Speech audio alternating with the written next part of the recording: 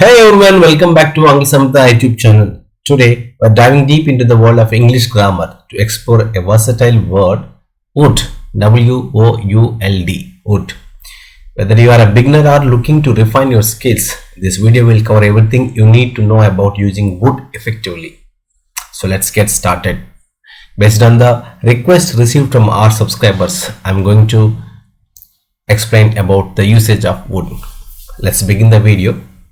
First off, let's understand that would is a modal verb used in English and it helps express various nuances in communication. Nuances అంటే ఒక భాషలో ఉండేటువంటి చిన్న చిన్న మార్పులు, చిన్న చిన్న లక్షణాలు అన్నమాట. ఫర్ ఎగ్జాంపుల్, తెలుగులో మనం చెప్తాం వీడు చాలా గొప్పవాడు అంటే వాడు నిజంగా గొప్పవాడు అని అర్థం. వీడు చాలా గొప్పోడురా అంటే అందులో ఒక దెప్పి పొడుగు ఉంది, వెటకారం ఉంది అంటే వాడు గొప్పోడు కాదు అని. బాగా చెప్పావులే అంటే ఏం చెప్పలేదు, నాకేం అర్థం కాలేదు అనేటువంటి ఒక అర్థం. ఇలా మనం ఒక పదాన్ని వాడే విధానం, దాన్ని చెప్పే విధానం, దాన్ని పలికే విధానం బట్టి అర్థం మారిపోతుంది. అలాంటి సూక్ష్మమైనటువంటి మార్పుల్ని, సూక్ష్మమైనటువంటి క్యారెక్టర్స్ని మనం న్యూయాన్సెస్ అంటాం.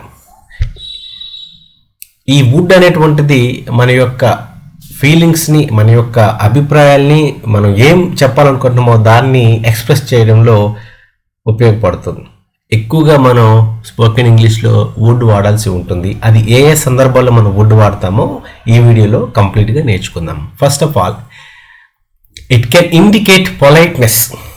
మర్యాదగా మాట్లాడడానికి మన ఇంగ్లీష్ చూసుకుంటే చాలా మర్యాదగా పూర్వకంగా ఉండేటువంటి లాంగ్వేజ్. మనం ఒక లెటర్ రాసినా ఏదైనా ఎక్కువగా వినయంతో రాయడం జరుగుతుంది.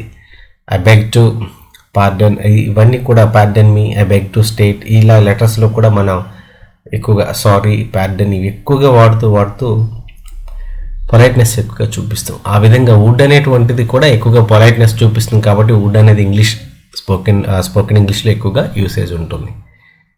Second, hypothesize about future scenarios. Hypothesize అంటే ఊహించటం అన్నమాట. ఊహాత్మకమైనటువంటి ఫ్యూచర్ సినారియోస్, ఊహాత్మకమైనటువంటి భవిష్యత్తులో ఉన్నటువంటి సన్నివేశాల్లో వాటిని అంచనా వేసి మనం చెప్పడానికి వుడ్ అనేటువంటిది వాడతాం. ఎక్స్ప్రెస్ విషెస్ ఆర్ డిజైర్స్, మనకున్నటువంటి కోరికల్ని మనం వుడ్ ద్వారా ఎక్స్ప్రెస్ చేస్తాం. అలాగే పాస్ట్ హ్యాబిట్స్, మన గతంలో ఉన్నటువంటి అలవాట్లు ఇప్పుడు లేనటువంటివి, ఒకప్పుడు ఉన్నా ఇప్పుడు లేవు, అలాంటి అలవాట్లు చెప్పడానికి మనం వుడ్ అనేటువంటిది వాడడం జరుగుతుంది. ముందుగా వుడ్ ఫర్ పొలైట్నెస్. పొలైట్నెస్, మర్యాద ఎలా మనం ఎక్స్ప్రెస్ చేయొచ్చు వుడ్ అంటే, would you like some coffee. ఇది చూసుకుంటే ప్రశ్నలాగా ఉంది కదా, కానీ ఇది ఒక రిక్వెస్ట్ అనమాట. ఎవరైనా మన ఇంటికి వచ్చారో వాళ్ళని మనం అడుగుతున్నాం, would you like some coffee, ఏమైనా కాఫీ తీసుకుంటారా అని మర్యాదపూర్వకంగా అనడానికి మనము వుడ్ అనేటువంటిది వాడతాం. ఇది చూడండి, మనకి విల్లికి పాస్ట్ ఫామ్ వుడ్ అయినా వుడ్ వాడిన ప్రతి సందర్భంలో అది పాస్ట్ టెన్స్ కాదని గుర్తుపెట్టుకోండి. ఇక్కడ మనం would you like some coffee అంటే ఇదేదో గతంకి సంబంధించింది కాదండి, మర్యాద పూర్వకంగా మనం అడగడానికి వుడ్ని ఇక్కడ యూజ్ చేయడం జరిగింది.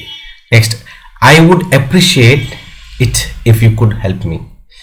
నాకు కొంచెం సహాయం కనుక మీరు చేసినట్లయితే నేను మిమ్మల్ని మెచ్చుకుంటాను అని చెప్తున్నాను. I would appreciate it if you could help me. I would appreciate it if you could subscribe my channel. ఈ విధంగా మనం ఐ వుడ్ అనేటువంటిది మర్యాదపూర్వకంగా రిక్వెస్ట్ చేయడానికి వాడతాం అన్నమాట. Hypothetical situations. హైపోథెటికల్ సిచ్యువేషన్స్ అంటే ఊహాత్మకమైనటువంటి సన్నివేశాలు. ఒక ఎగ్జాంపుల్ చూస్తే మనకి అర్థమవుతుంది. If I won the lottery I would travel the world. చూడండి, వన్ అంటే విన్, వన్ అంటే గెలిచేయడం, పాస్ట్ టెన్స్ కదా. మరి నేను లాటరీ గెలిచానా? గెలవలేదు. మరి గెలవన్నాను నేను పాస్ట్ టెన్స్లో ఎలా చెప్తున్నాను? ఇది ఒక ఊహాత్మకమైన సందర్భం. నాకు గనక లాటరీ వస్తే,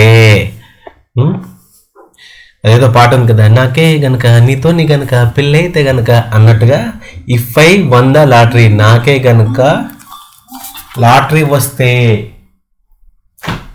I would travel the world, ప్రపంచమంతా చుట్టి వచ్చేస్తాను. అది నాకు ముందు లాటరీ రావాలి, అప్పుడే నేను ప్రపంచాన్ని చుట్టి వస్తాను అంటే ఇది ఒక హైపోథెటికల్ సిచ్యువేషన్స్. అటువంటి సందర్భంలో మనం వుడ్ యూసేజ్ని వాడతాం. చూడండి, ఇక్కడ I will travel the world అని వాడము, ఐ వుడ్ ట్రావెల్, ఎందుకంటే ఇది ఒక సిచ్యువేషన్. చాలా సందర్భంలో ఈ ముందున్నటువంటి ఈ ఫ్రేజ్ వాడకపోయినా, మనం ఈ క్లాస్ వాడకపోయినా I would travel the world, I would recommend you to, ఇలా మనం కండిషన్ వ్యక్తం చేసే సందర్భంలో మనం వుడ్ అనేటువంటిది వాడతాం అన్నమాట. ఎక్స్ప్రెసింగ్ విషెస్, ఇందాక మనం చెప్పుకున్నట్టుగా కోరికల్ని ఎక్స్ప్రెస్ చేయడానికి మనం వాడతాం దీన్ని. I wish it would stop raining, ఇప్పుడు పెద్దగా వర్షం వస్తుంది కానీ దీపావళి సందర్భం రెయిన్ లేకపోతే బాగుంటుంది అని నేను అనుకుంటున్నాను, కాబట్టి I wish it would stop raining. ఇక్కడ మనం I wish it will stop raining అనకూడదు, I wish it would stop raining, వర్షం పడకపోతే బాగుంటుంది అని మనం చెప్తున్నాం. అలాగే I would love to visit Paris someday, ఏదో ఒక రోజు ప్యారిస్ వెళ్ళాలని నాకు బాగా కోరిక. ఊపిరి సినిమా చూశాను, నాగార్జున ప్యారిస్ వెళ్తాడు, నాకు కూడా ప్యారిస్ వెళ్ళాలని కోరుకుంది. I would love to visit Paris someday. ఇంకా పాస్ట్ హ్యాబిట్స్ అంటే గతంలో ఉన్నటువంటి హ్యాబిట్స్ ఇప్పుడు అవి లేవు. When I was a kid I would play outside every day, నాకు చిన్నప్పుడు, నేను చిన్నగా ఉండేటప్పుడు, నేను బాలుడుగా ఉండేటప్పుడు I would play outside every day, ప్రతిరోజు నేను బయటికి వెళ్ళి ఆట ఆడుకునేవాడిని, అవుట్డోర్ స్పోర్ట్స్ అనేవి ఆడుకునేవాడిని. ఇప్పుడేమో ఆడట్లేదు. When I was young I would smoke 10 cigarettes every day, ఇది కూడా ఒక ఎగ్జాంపుల్. మళ్ళీ కామెంట్స్లో అడగొద్దండి మీరు సిగరెట్ తాగుతారని, ఇది ఒక ఎగ్జాంపుల్ మాత్రమే నేను చెప్తున్నాను. సో గతంలో ఉన్నటువంటి అలవాట్లు ప్రస్తుతానికి లేనట్లయితే వాటిని ఎక్స్ప్రెస్ చేయడానికి మనం వుడ్ అనేటువంటిది వాడతాం.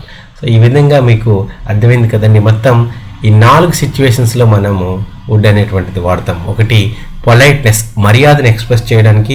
2 ఫ్యూచర్ సెనారియస్, భవిష్యత్తులో ఉన్నటువంటి ఊహాత్మకమైనటువంటి సన్నివేశాలకు మనం వాడతాం. అలాగే మన కోరికలు, మన ఆశలు, మన స్వప్నాలు చెప్పడానికి మనం వుడ్ వాడతాం. అలాగే పాస్ట్ హ్యాబిట్స్ అంటే గతంలో ఉండి ఇప్పుడు లేనటువంటి అలవాట్లకు కూడా మనం వుడ్ అనేటువంటిది వాడతాము. కండిషనల్ సెంటెన్సెస్ అండి. కండిషనల్స్ అంటే షరతులు వర్తిస్తాయి. మనం పేపర్లలో అడ్వర్టైజ్మెంట్లో చూస్తాము, 500 రూపాయలకి శాంసంగ్ గెలాక్సీ మొబైల్ ఫోన్, పైన చొక్క మార్క్ ఉంటుంది, కింద షరతులు వర్తిస్తాయి, కండిషన్స్ అప్లై అంటాడు.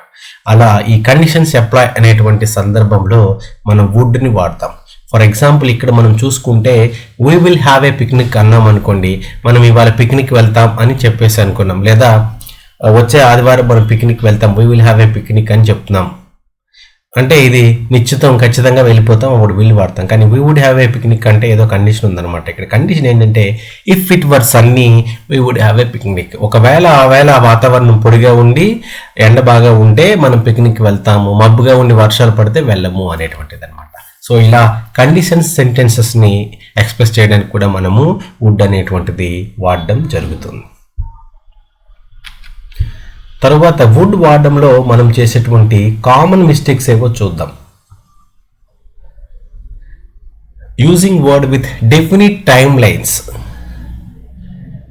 I would go to the store at 5 PM. మనం డెఫినిట్ టైమ్ లైన్, ఒక టైం మనం ఎక్స్ప్రెస్ చేసాము అనుకోండి సెంటెన్సెస్లో, like I would go to the store at 5 PM. 5 PMకి నేను స్టోర్కి వెళ్తాను అని చెప్తున్నాం. ఇది ఇందాకే మనం అనుకున్నాం కదా పిక్నిక్ సెంటెన్స్ సందర్భంలో, ఖచ్చితంగా అయిపోయింది, నిశ్చితం అయిపోయింది, నేను 5 గంటలకు వెళ్తానని చెప్తున్నాం. అక్కడ I will go to the store at 5 PM అని చెప్పాలి. ఏదైతే మనం బలంగా అనుకున్నామో చేస్తామో అది నిశ్చితం అయిపోయిందో, నిశ్చయం ఆల్రెడీ డెసిషన్ తీసేసుకున్నామో అక్కడ ఐ విల్ గో టు అంటాం. కానీ I would go to the store at 5 PM అనేటువంటిది తప్పు అవుతుంది. కాబట్టి మనం వుడ్ని అటువంటి సందర్భంలో వాడకూడదు. Now that you know how to use would, let's practice. Here are some sentences for you to simplify or correct. ఇక్కడ కొన్ని సెంటెన్సెస్ ఇచ్చాను, వీటిని మీరు ఏమైనా తప్పులు ఉంటే కరెక్ట్ చేసి కామెంట్ బాక్స్లో పెట్టండి, కరెక్ట్గానే ఉంటే సెంటెన్స్ కరెక్ట్గా ఉందని చెప్పండి. ఈ సెంటెన్సెస్ని మీ అంతటి మీరు నేను చెప్పినటువంటి రూల్స్ని అన్వయించుకొని సరిదిద్దడానికి ప్రయత్నించండి. If I had more time I would finish my book. Would you help me with my homework? I would like to visit the mountains every summer. Thanks for watching our guide on wood. If you found this video useful, don't forget to give it a thumbs up and subscribe for more English tips. What would you like to learn next? Let us know in the comments. Until next time, keep practicing and happy learning.